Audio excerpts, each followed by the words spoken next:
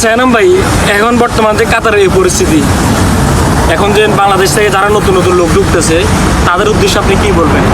তাদের উদ্দেশ্যে আমার একটাই বলা, ভাই আমি দেখেন আমি নিজে একজন পুরানো লোক কাতারে, আমি 12 বছর কাতার, কিন্তু কাতারে 12 বছরের এরকম পরিস্থিতি আমি আর কখনো দেখি নাই। আজকে আমি প্রায় 6 মাস 6.5 মাস ছুটি থেকে আসছি। আসার পর আমি 1 মাস স্রেফ কাজ করছি, আর 5 মাস আমি বসা।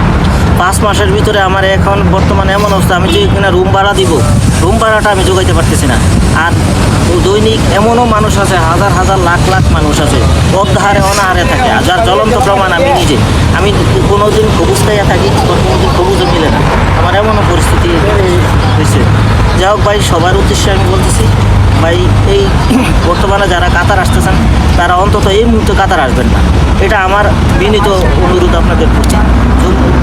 জমি জামাটি বিক্রি করে কাতার আসতেছেন, আইসা এখানে আইসা দেখবেন যে কোনো কাজ নেই। এখনো তো ধরেন অনেক লোকে বিভিন্ন সোশ্যাল মিডিয়াতে বলতেছে কাতার আসলে লাখ লাখ টাকা ইনকাম করা যায়, এই উদ্দেশ্যে কি বলবেন আপনি? এই উদ্দেশ্যে বলবো, এরকম দূরের থেকে অনেক কিছুই দেখা যায় যে মানুষ হয়তো অনেকে ভাবে যে তাহলে আপনি কেন পড়ে আছেন?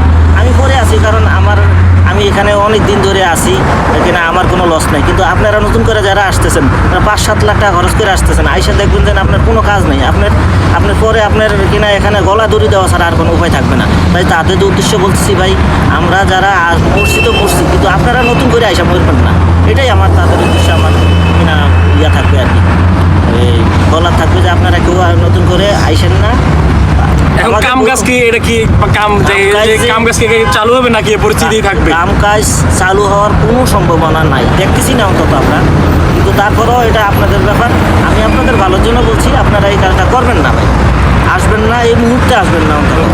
পরবর্তীতে পরিস্থিতি বিবেচনা করে পরবর্তীতে আইসেন দরকার, কিন্তু এই মুহূর্তে আইসেন, এটাই আপনাদের উদ্দেশ্যে আমার বলা।